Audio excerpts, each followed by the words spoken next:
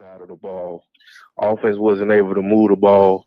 So that's when things just started getting restless and people just kind of got, they threw the hands up, fed up. But, we're going to give Coach his time to get his pieces in, and we just want to see better effort. That's all. I appreciate you all. I'm listening in, and I'll jump off, let somebody else come on. All right. Hey, Rocky, let me get in here real quick on this conversation. And this is what I think when you have a school like Alabama A&M that's not a traditional powerhouse, not a traditional winner, and you can't look up at that North Star of Delaware State and say, why are they doing it, why we're not? The SWAC is a totally different animal. The games are totally different. There are more conference games that you have to play, a little bit more difficult. So I think, again, for Sam Shade, what you got a really good coach. And the one thing about it is he took, again, with the hand that he was dealt. He talked about this on this show, about who he brought in and what he had to keep just to get it moving. So I think what you're going to see is you're going to see a lot of high school kids come in there, and I think you're going to see a lot of high-level transfer that he's going to evaluate. And, again, you're going to have a good quarterback coming back. So that is really going to bode well for you guys next year. So, again, you can't look at what Delaware State is doing and saying, why is not this, why is not that.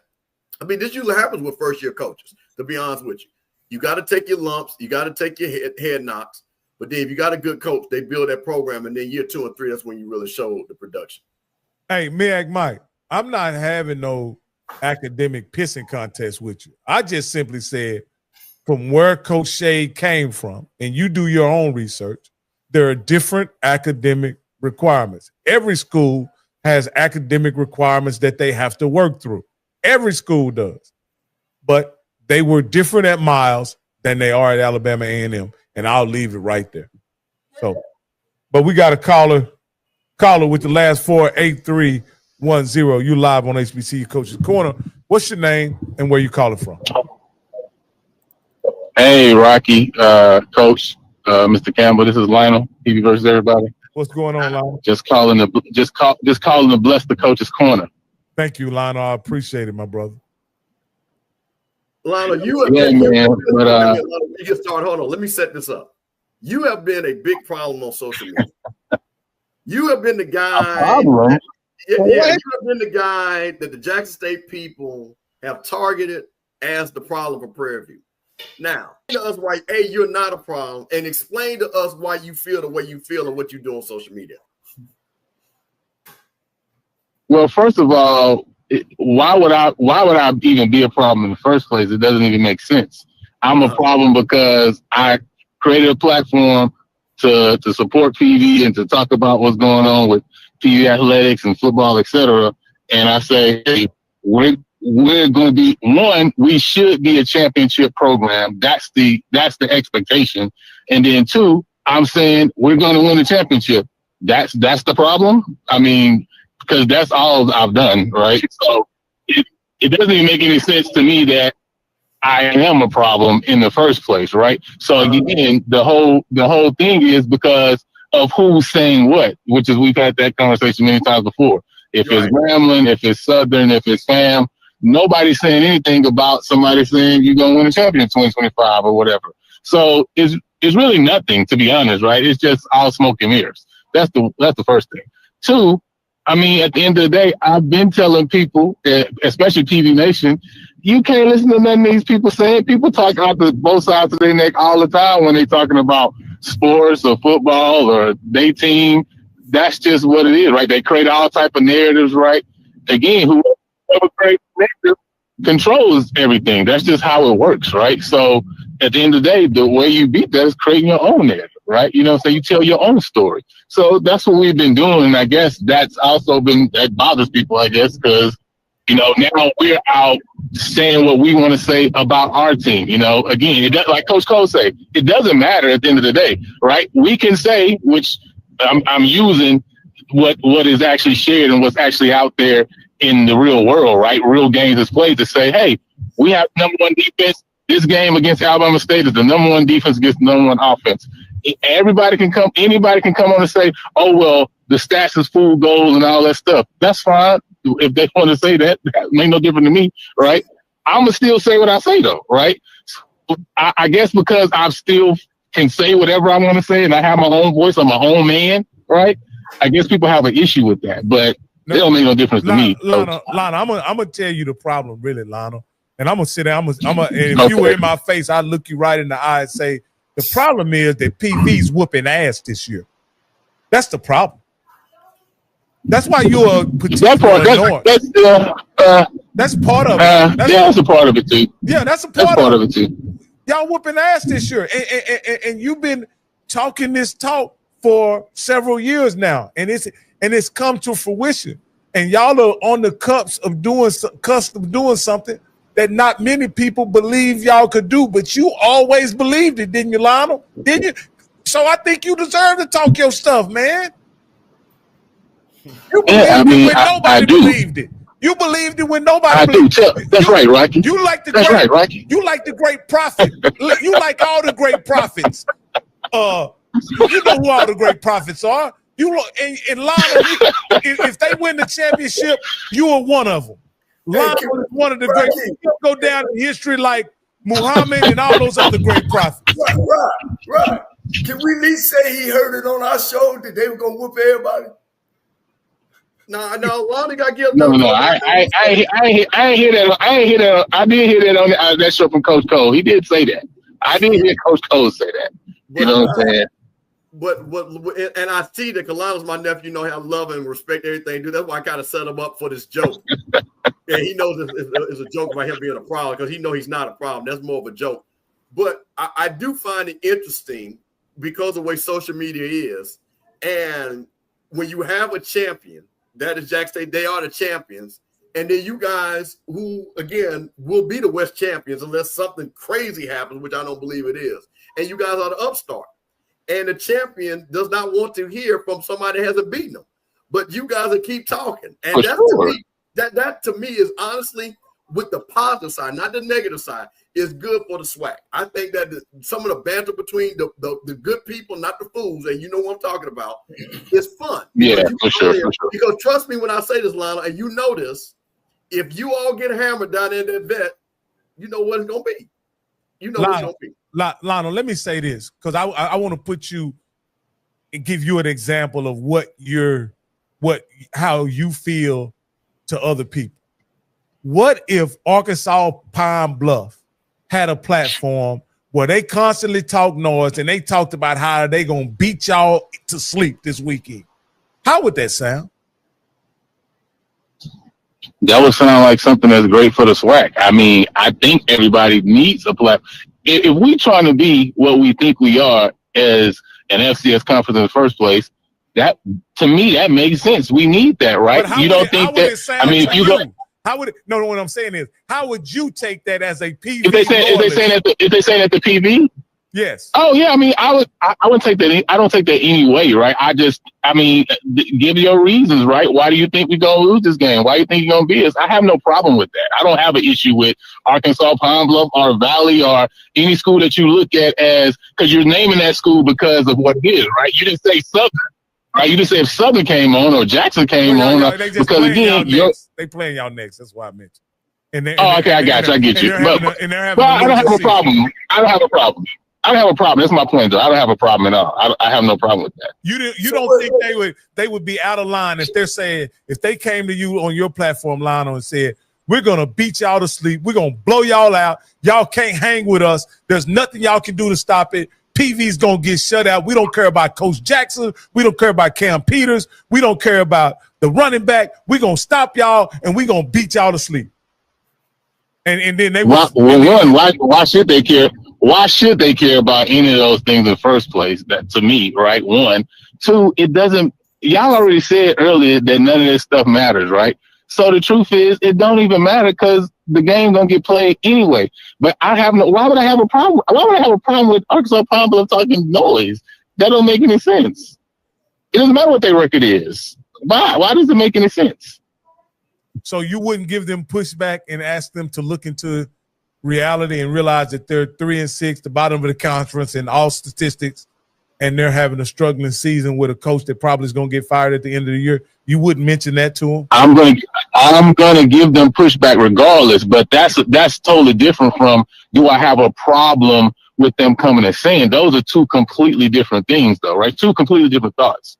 I'm gonna talk to whoever I'm talking to, right? They can be undefeated. I'm still gonna talk to them, right? That has nothing to do with, can they come and talk to me about what they think they're gonna do? Of course they can, and they should. I mean, hey, do that. What's the question? Yeah, I don't see that as an issue. I don't see that as an issue at all.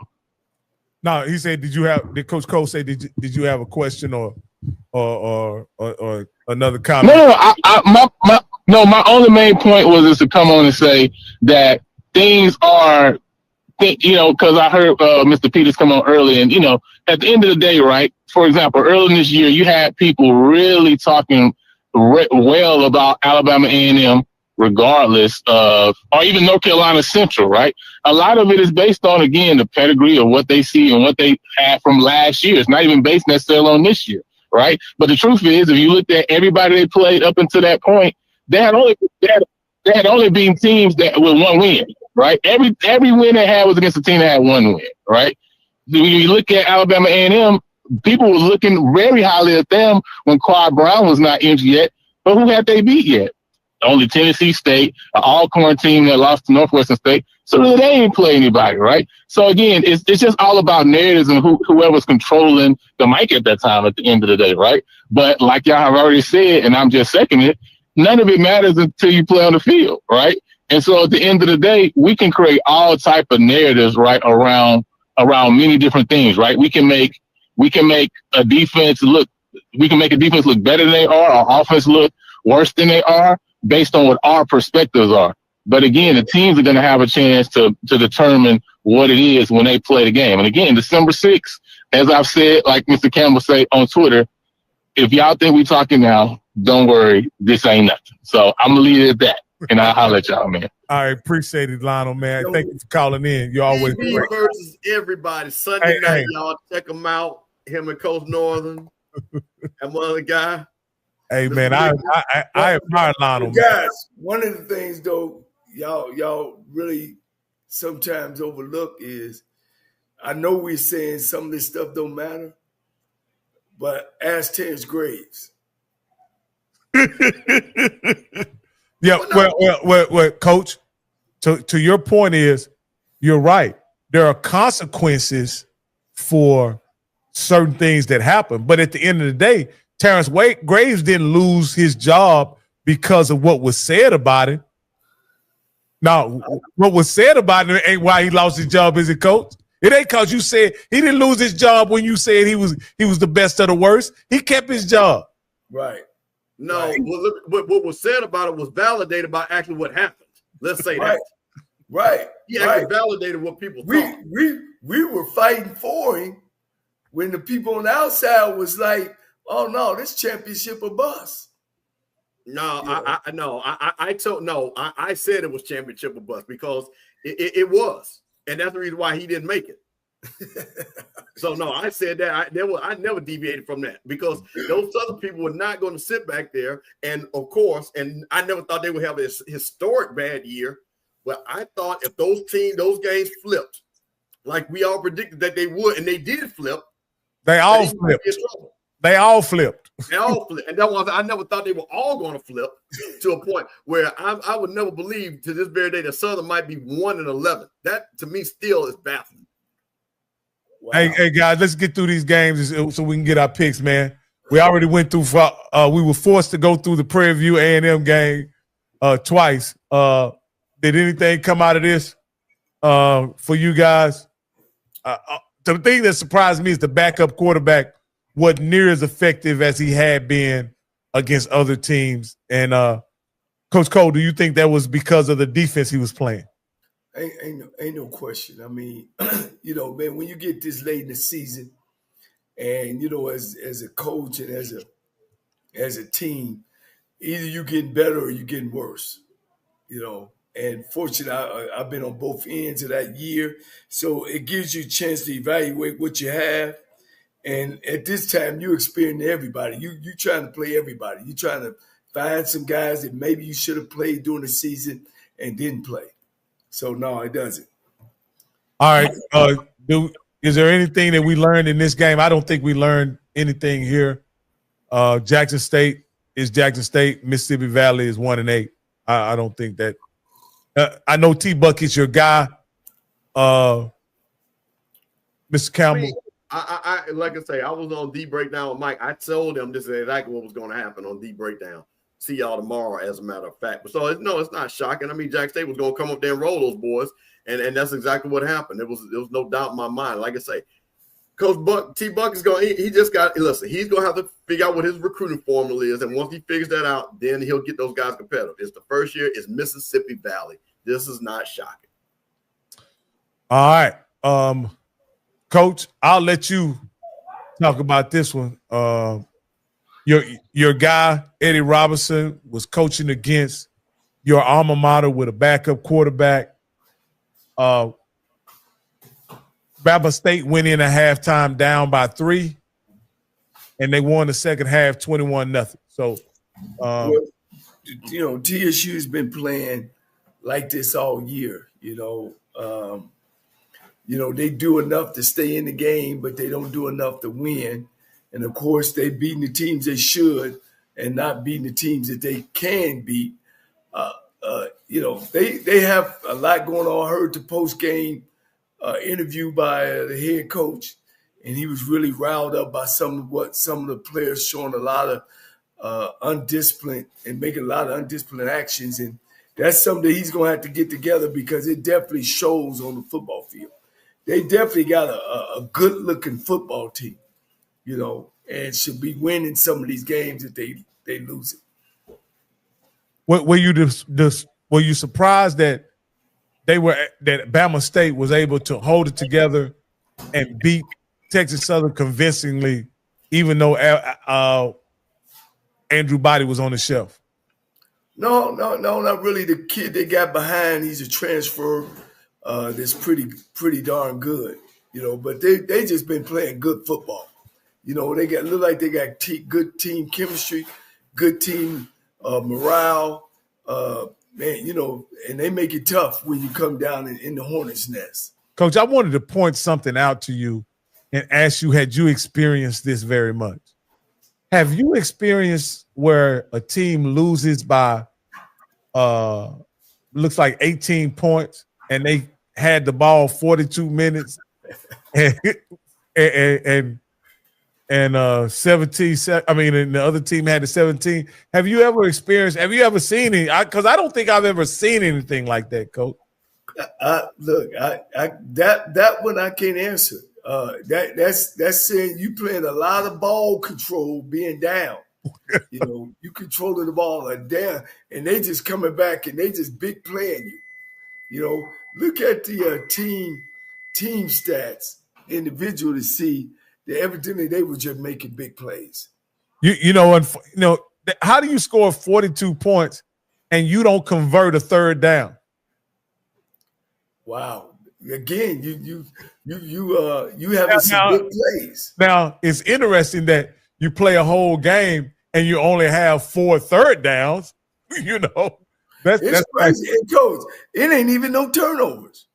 So it's got to be big plays. They had to catch either long touchdowns or long runs. Oh, I think they made some score some points in the kicking game too, if I'm not mistaken.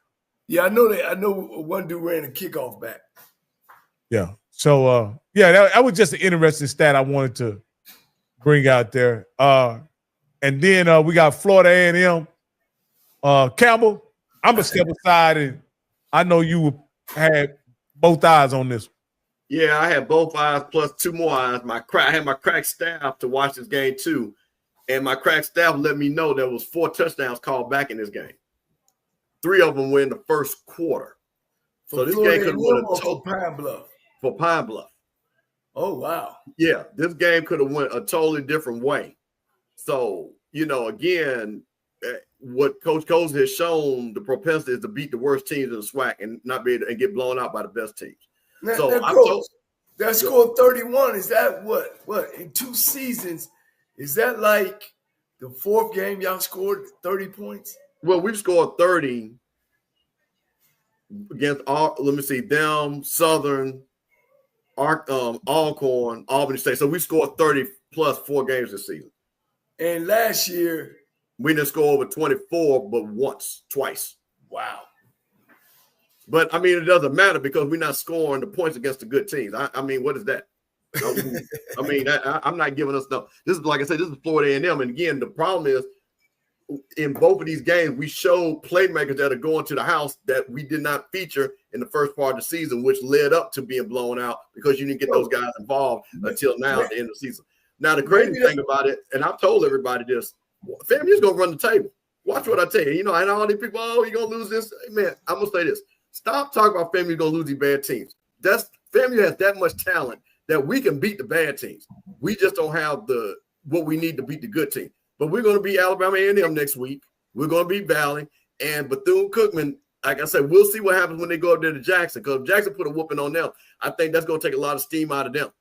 But I know they'll be ready to play. But it'll be amazing that Cozy will sneak through again and be 7 and get another 7-win season, which still shows you, compared to Southern, that's not the standard for FAMU. That's not going to be acceptable, winning 7 games. Well, a lot of other teams will be happy to win 7 games. Yeah. Coach. Maybe y'all need to go get the coordinator from Delaware State. Coach. They want a Florida boy, Coach. No, all I'm going to say is to TBA, to be announced. We'll see what happens.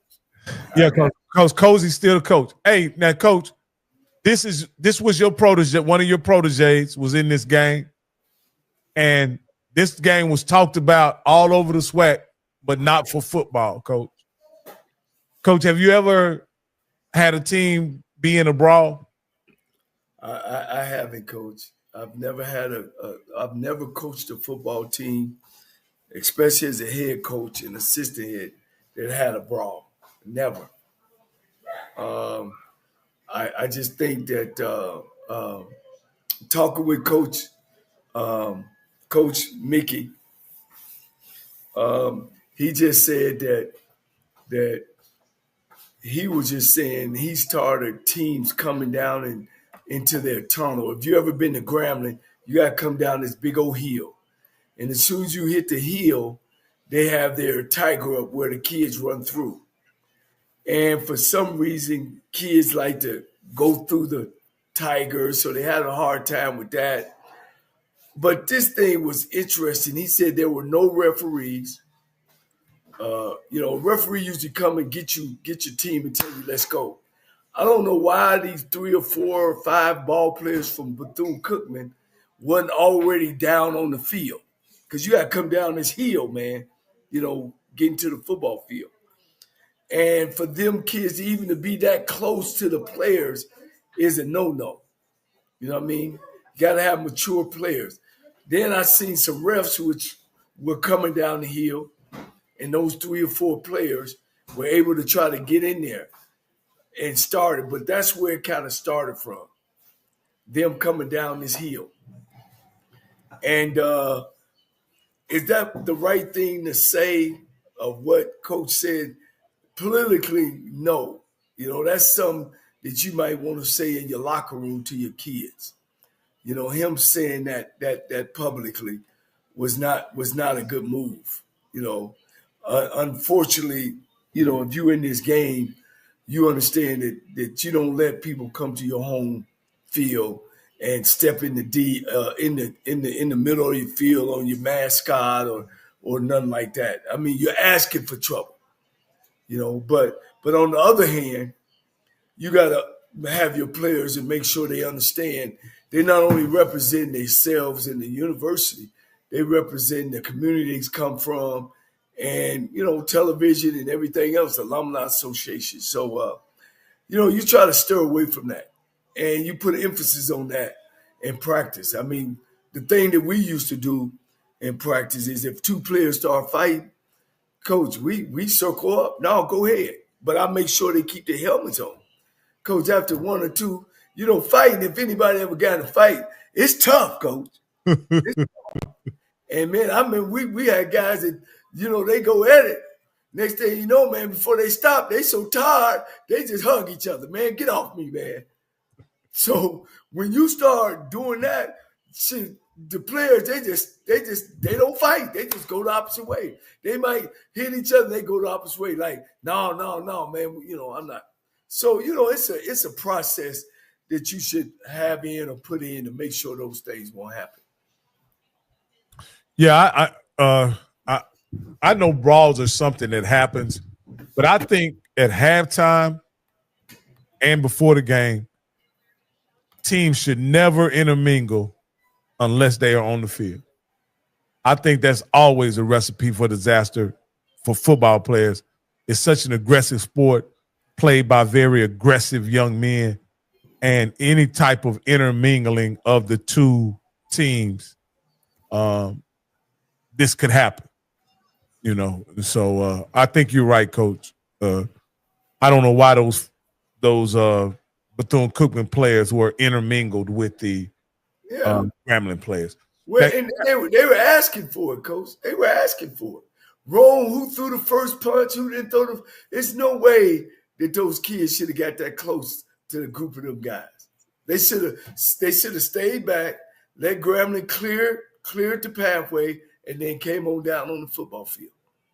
Well, and you know, just to kind of talk about the outcome of this, Grambling had 17 players suspended. Bethune-Cookman had 9 players suspended. Looks like, you know, 17 players is a lot, Coach. That's a lot of players. Yeah, that's a lot of players. I don't know how many of them are frontline players, but that's a lot of players, Coach. Like I said, you know, talking to Coach Joseph, man, he just said, Coach, you know, last year they got into a big brawl with Alabama. You know, he said, I just get sick of it. You know, these teams come here, you know, and you know, try to walk all over you and all that kind of stuff. But you know, we talked. We had a good talk, man. And I just kind of added to him, you know, Coach, I know how you feel, but you know, you speaking from a different platform. Yeah. So he was able to straighten that all out and read another statement today. Yeah. He had a more measured comment at SWAC at the SWAC you know, he was hyped, Coach. He was hyped after winning a big game, you know, at the end, and you know, he coming off the field, and you know, he's still excited. And as soon as you throw that mic in your face, man, you gotta be ready to say the right thing. Yeah. He said disrespect is gonna be met with disrespect. Hey, he sounded like he wanted some more, Coach. Hey, like them young boys say, he was standing on 10 toes down. Hey, what did you think about it, Campbell? Well, you guys are bearing the lead. The fight is the fight, but I'm going to tell you what's more important, and correct me if I'm wrong. Does not Coach Joseph have an automatic kicker if he wins 8 games on his contract? Isn't that correct? You guys got to understand what's going on with Grambling. Grambling is potentially going to win 9 games this year. That is a big deal. All that fighting, to me, that's irrelevant. What is relevant is what's in front. No, I'm serious. Because that fight can determine if he's going to have the players, to get that 8th win and to get that 9 wins for Grambling is a big deal. That puts them on. And like I say, and Coach, you know this being around us, I've always told people about this. You better watch Grambling. They're never going to be down for long. And there's something about that school and something about those guys, because they get the 9 wins, you're going to see a whole bunch of players flood in there next year, and they're going to be challenging for that West. So to me, the bigger thing is, can he win? Because I think, do they play Alcorn? Do they play Alcorn next week? Yeah, they got Alcorn. Okay, so you're talking about a big game that Grambling needs to win for Mickey Joseph to say, you know what? I have a choice now. I can stay or I can leave. You're not going to be able to make the decision, which will be also interesting because of what we've heard of swirl around Mickey Joseph. And do they get to 9 wins, which will be a hell of an accomplishment compared to what's happened the last couple of years at Grambling? Hey, I don't agree with this, but I understand their point. I don't think Grambling is a sleeping giant. I think Grambling is a giant. You know what I mean?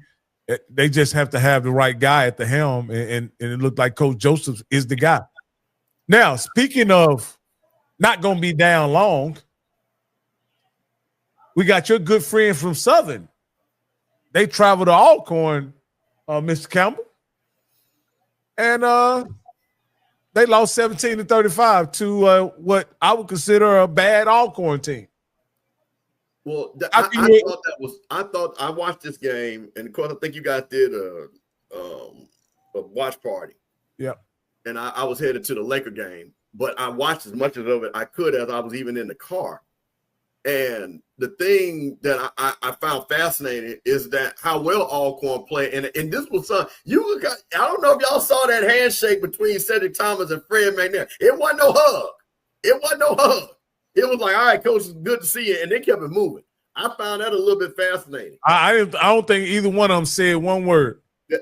Exactly. So again, you're talking about a team, Alcorn, who really was teetering to look at where Southern was looking to put a couple of wins together now. And the question is, can they finish strong?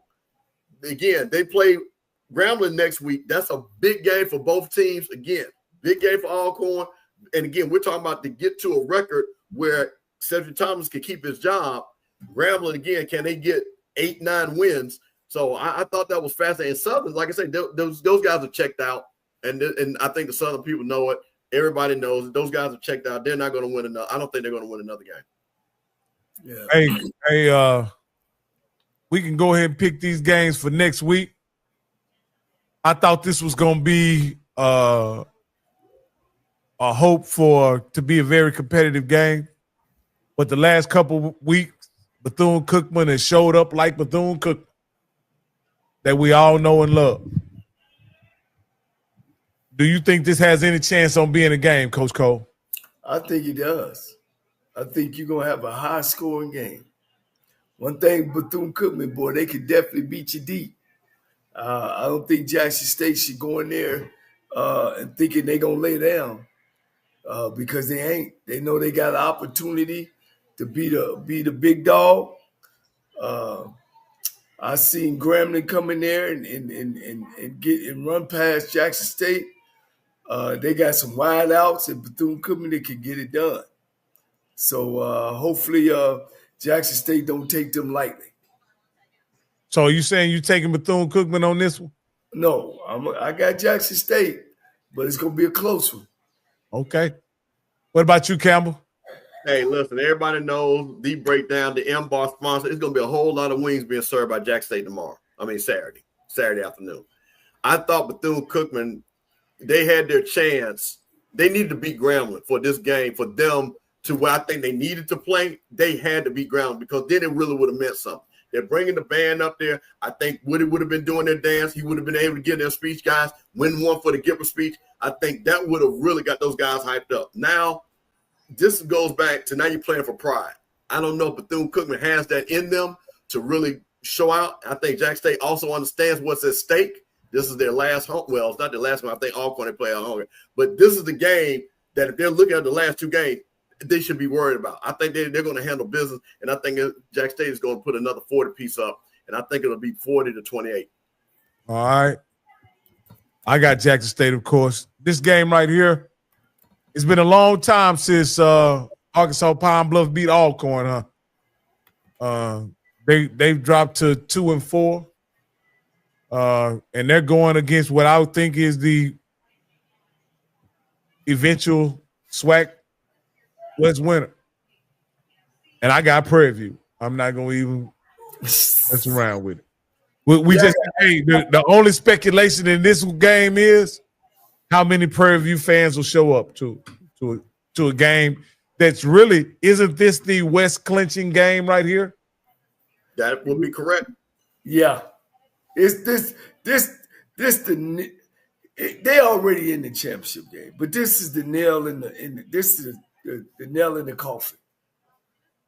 It ain't no more mathematics and nothing. This the nail in the coffin. Yeah. No, Coach, that's not true. They lose these last two, and Grambling wins out. Grambling would be your West champion. No, but he said if they win this one, this clinches. Oh yeah. And what would Grambling be? Second place. Yeah, with two losses. Two losses. Right. And but you left out something. Grambling got to win the last two too. Yeah, they do. Yeah. So I mean, the game means something. They got a world beater. They got a they're gonna have a mighty feisty team coming there for either Prairie View can lose to Pine Bluff and come back and beat Valley and still go to the championship. Yeah. And we know they're not losing the Valley. Okay. I've seen the Prairie View team lose the Valley and play in the SWAC championship next week. But it wasn't coached by Tremaine Jackson. Right. So let me look here, Mr. Campbell. What are you expecting here from your Rattlers on the road in Huntsville? I think you're going to see the same thing. You're going to see the same game against Southern. You're going to see the same game that you saw against UAPB. It's going to look ugly. It's going to look funny. But all of a sudden, you're going to see playmakers making plays. And we'll have one of those games where we'll score 30-some points, and they'll score 5 points less, and we'll get out of there with a win. I mean, I think Alabama A&M, again, they only scored 3 points against Prairie View's defense. And, again, Prairie View defense way better than FAMU. But they kind of showed you that they've just slowed down on offense. And I think, and once again, we have playmakers to make big plays. I think they're going to make a lot of plays against Alabama A&M. So I think that's going to be one of those things that Colsey's going to – this is one of those games that FAMU just got their mojo, and I think they'll win that game. Yeah, I talked with one of the coaches on the staff at Alabama A&M. They beat up, man. They are beat up. They're beat up. They're playing with the third, fourth team quarterback. You know, they had a lot of injuries. They got to do a whole makeover. You know, they got a lot of recruiting to do, and they got to do a whole makeover, guys. All right, Coach. This one is interesting. Alcorn has a chance to defeat Southern 1 week, Grambling the next. In any other year, that would be a huge accomplishment.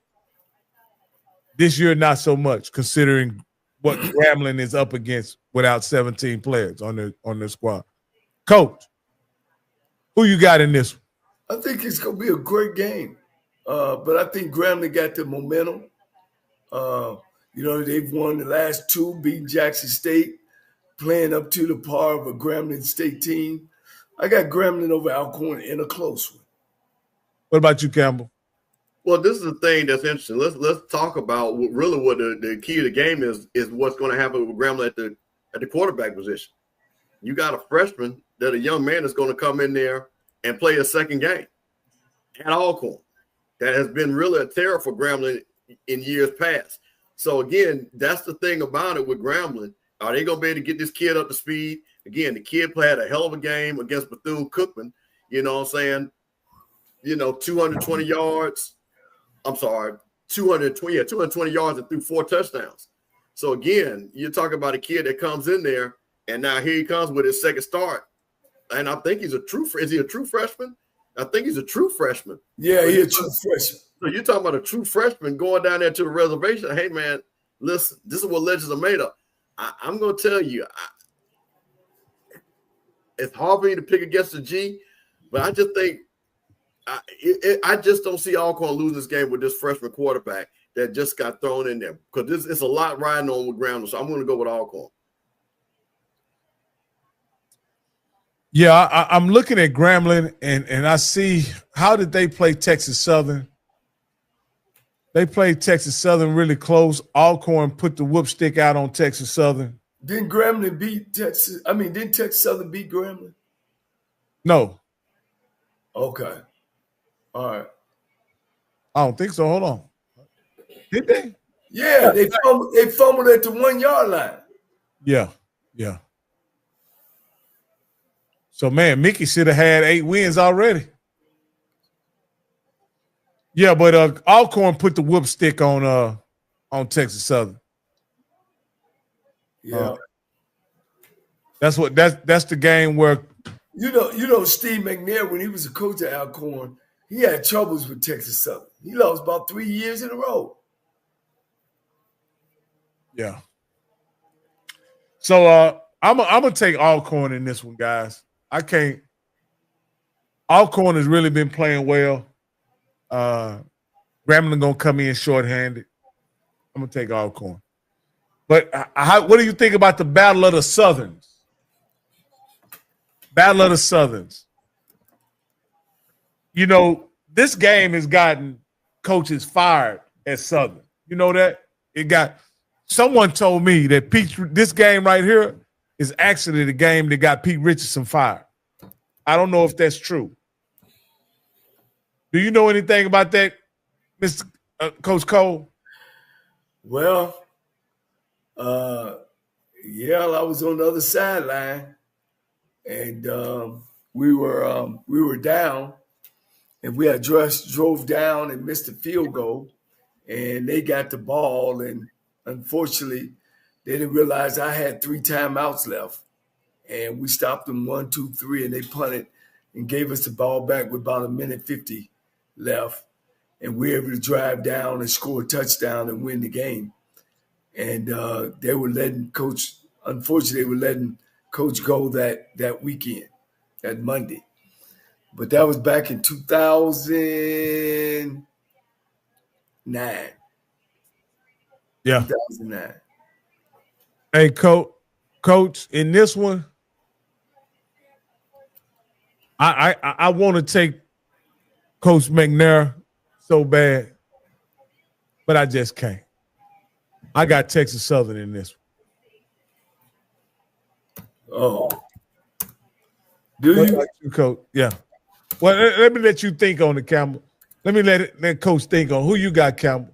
Well, this is one of those things that Texas Southern's going to look at this season and what could have been.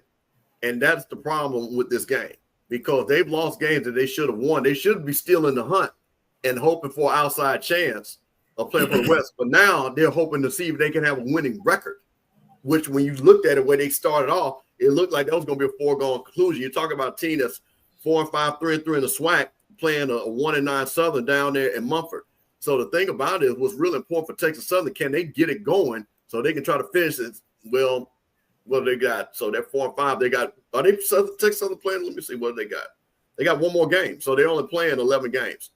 So again, can they get to a winning season? So they play Alabama A&M at the end. So they should win these 2 games. I'm going to go with Texas Southern, but the thing about it is I don't see progress from year 1 to year 2. Looks like they stalled out in the middle of the season. You had Coach Dishman doing some conflicting press conferences. Rocky, you sent us a video by him talking about people not going to class and they're not doing what they're supposed to do. And then he comes back on the coach's call on Monday and says everybody's doing great and everybody's doing a good job. So I really don't understand the schizophrenia about who's doing right, who's doing wrong. So that's kind of concerning that he made those statements within a week of each other about his players. So I think, again, he's still trying to find his identity. I don't think Texas Southern has an identity. I know they want to be a running team, but sometimes they run it, sometimes they don't. They definitely have not been a consistent defensive team. And, of course, Southern's already, once again, packed it up. But, again, Southern can bite you. And maybe, like I said, this is Southern's last home game, I'm assuming, again, before the Bayou Classic, I guess. So, again, do they finish up strong for the seniors? Yeah, that's a good analogy, do it for the seniors. But I mean, I think they got some people that can do it, but at this point in time, I think they probably laying it down. I got Texas Southern. They can run the ball real good. They have a problem throwing the ball. Southern got a problem everywhere. So I'm going to pick my alma mater down in the Bayou, down in Baton Rouge, 24-21. All right. Last game of next week, which is Alabama State, is going to travel to Itabena. We don't know if Andrew Body is going to be able to play in that game. But I know one thing about it. Coach E-Rob is going to have them ready. Alabama State doesn't lose these games. So since E-Rob is there, they don't lose these games. I got Alabama State. Yeah, they average 40 points a game, Coach. They can go in there and play a bad game and get 24. Easy. They'll have that in the first half. It's going to be a long game for Mississippi Valley. I got Alabama State 40-31. 3, 7, somewhere in there. I mean, this game is not even up for discussion. We know what it is. Alabama State's going to come in there. They're going to roll these guys. I mean, it is what it is. They're playing through the cycle. So Alabama State is, like I said, and what they've shown is that they are not just a one-person team. As Andrew's gone down, they are still rolling, still scoring points. Defense still has not gotten to – I know Eddie Robinson, when he looked back this season, is what could have been if he didn't lose all those guys in the transfer portal. If they would have came back on defense, he might have would have had a national championship team. But unfortunately, he had an offensive team that just didn't have defense to back him up. Hey, yeah. Hey, guys, we got a little treat for you. Something we want to share with you that we think is relevant. A lot of guys in this on this YouTube space like to act like they know football, talk like they know football. And I want to get this guy, Quincy Avery, is going to go through cover 4. And I'm going to set it up because this was an argument online. I want to say Mia Kimes noted that you should beat cover 4 by throwing it deep, right? Some Coach JB said she don't know what she talking about. You don't beat cover 4 by throwing it deep. You think you beat cover 4 by throwing it in the flat. And so, may I add something to that, Coach? Go ahead, Coach. And each coverage has a route that is what they're giving up, and you as a coach got to call that route to beat any coverage. Every coverage, there's routes that can beat coverages, routes, and patterns, and so you just got to call that right route or the right pattern to beat different coverages. I just wanted to add that. Now, Coach, now, and I'll say this, Coach, a lot of us, and I'm going to put me in that category, we think we know ball. We think we know what we're looking at, Coach. I personally have never made one quarter calling a defense or offense, Coach. You, on the other hand, has fed your family, put your kids through college, bought homes, and made a career of calling plays and scoring touchdowns. So you are the expert in this, Coach. And so I'm gonna let you listen to this as this gentleman is breaking this down, and you're gonna tell me whether or not he's correct or incorrect.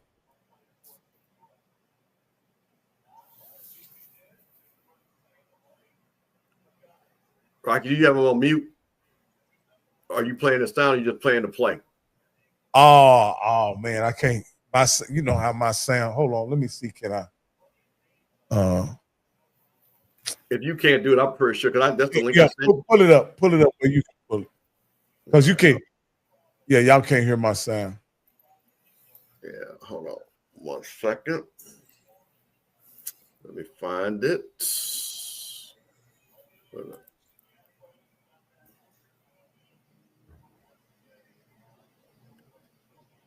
Because this all really stemmed from guys. And I'm going to start with Rocky. What Rocky said, you got a lot of people, because you hear people talking about why plays work, why plays don't work. Man, a lot of people do not understand what goes on and how these coverages actually work. Rocky, where did I send that to you at? I text that, right? Yeah. You did. You sent it. Here you go. I got it right here. I got it. Yeah. Okay. Hold on. All right, hold on. I got it. Mm-hmm. And again, this is Quincy Avery, a guy, and he has, if you notice the jerseys that are up in his background, those are guys that he's coached and that have made to the NFL. I also think he's coached Cam and also Shador, if I'm not mistaken. I think this is the same guy. Is it up yet? Not yet, but you got to press play. Yeah, I just got to make the screen bigger. All right, here we go.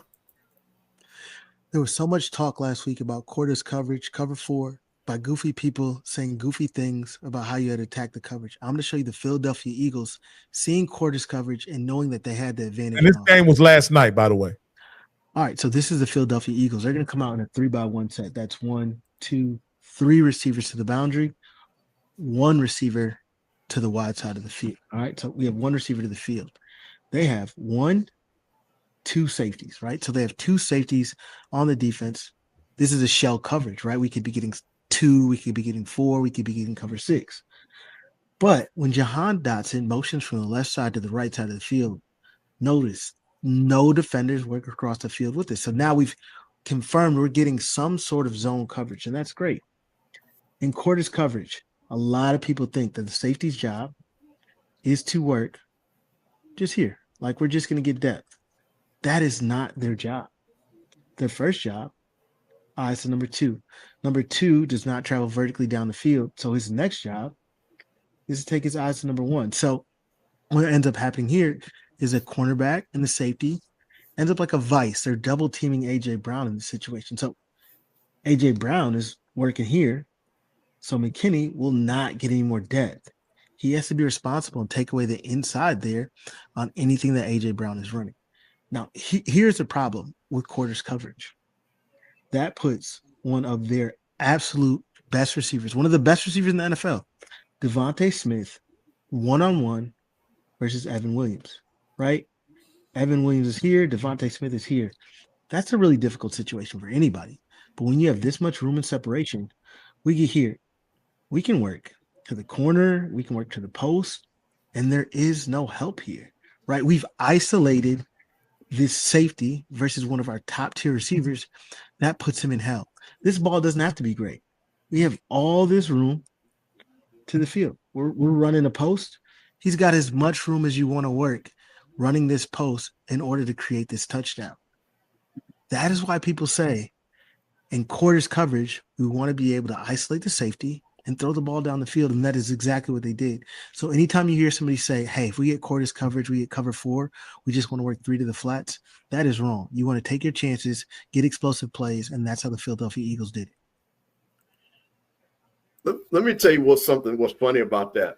If you look at that play, that's a literally exact play that Jack State runs with Nate Rembert, and just has been killing people all year because of what exactly Nate Rembert does and what he puts pressure. They literally ran that play on FAMU. That play was the play that Nate ran on FAMU when that safety came up and Nate was gone. So it was kind of interesting. The reason why I wanted to show that, because Coach, and I'll let you break it down even more from a college standpoint, when you see the defenses, and like you say, why do they have so much trouble? We've seen Jack State run this type of pattern consistent. We've seen Alabama State run this pattern and be successful. Why would we have so much trouble defending that offensive set with that play? Well, I mean, the thing of it is that sometimes the safeties don't get deep enough or not deep at all. And sometimes you find them looking in the backfield. Quarter coverage is when you start getting in those coverages in colleges, most of the time you better have a very experienced secondary, because young guys, coming out of high school, they get in trouble by looking in the backfield and not doing what they're supposed to do. Like I was saying earlier, there's different routes as well as different patterns to attack what coverage is. A lot of times, you hear people say, well, who's high on top? Meaning how many safeties they have on top. Some is 1, some is 2. And then sometimes people think, oh, well, they're either in 2-zone or 2-man, meaning they're in a zone instead of a matchup coverage. Quarters is just like it is. Quarter. You got a quarter field. I got a quarter from the top of the numbers to the hash. You got a quarter. And if that receiver comes off, and if he comes off at least at 12, I lock on man. And that's what you see right there. If I don't have a man as a safety, now I'm looking outside to take away the dig route, because I know my corner is taking away the outside. So in that case, to me, yeah, I like the post. I do like the post. But I think the post corner would even been better. You know what I'm saying? Yeah. But as a coordinator, that's your job. Your job is to find mismatches. You know, whether it's throwing the ball in the flats, you know, I get that. I get that what people saying. I'm going to run number one off, and then I'm going to get in the flat and see if I can match up against a linebacker or something like that. I see why they say that, but that ain't the only route that you can throw against cover. The argument was you shouldn't throw deep on quarters, and that's because Mina Kimes on ESPN, she said you take a deep shot on quarters, and a lot of times when people hear quarters, they think that's 4 safeties, coach, 4 deep, and two deep safeties in the corner, yeah. But in essence, what it is, it's more of a matchup kind of situation than anything else. Because like what Quincy Avery pointed out, if that outside guy goes inside, that safety has to then go cut the dig off. You know what I mean? Unless that safety has a guy. Yeah, but he didn't. He didn't have a guy. Right. Because 2 went on the other side of the formation. Yes. Right. Yeah. So yeah, coach, those are the kind of things that we're gonna be doing here. Just looking at plays, looking at different stuff, man. Because a lot of people on here want to talk ball, act like they know ball, and at the end of the day, coach, like you've told me many times, with 40,000 in the stands, on you, breathing down on you, with the game on the line, you've made calls. Yeah. And there's not very many people on this YouTube space that have done that, you know. And like I say, you've made those calls in those pressure-packed situations. And so you should use your knowledge and share it with us and get us to understand things. And for really to quit just thinking we know things when we really don't know. Yeah, it's a lot going to this game. Absolutely. Hey, Campbell, I don't have anything else. You got anything? Yeah, I got one thing, just a shout out. Yeah, and this goes back to my challenge of all the people. I know everybody, you know, got the different schools they go to. I'm proud to say my freshman class of 1988, that's our foundation arm. We are going to be sponsoring the family basketball team when they come to Georgia. We'll be paying for the kids' meals and helping Coach Ward and those guys. So once again, putting our money where our mouth is. So I always say this again, if you guys, many of our schools, especially during basketball season, come to these big cities or they're coming to play teams that are close, make sure that you get with your alumni association. Make sure you get with the athletic director and see how you can directly help the men's and women's basketball teams or volleyball or whoever else comes into your town, because you would be amazed how important that is for these kids to be able to be fed and taken care of before, you know, they play these big games. So shout out to my freshman class of 88. We'll see everybody at the University of Georgia with family men's basketball, and I'm proud to say that we'll be one of the sponsors taking care of their meals. That's all I got, Coach. All right, man. Veterans Day, man. Again, want to take our hats off to all the veterans. This is your day. I thank you. All the support, all the giving your life and laying your life on the ground for us, or being away from your family. Man, I can't say enough, and of course, some of them have given their life just for the freedoms that we have. So I want to thank you guys this day. Man, just like I always say, if you feel yourself at the end of the rope, you're tied knot and you hold on tight, because as I always say, ain't no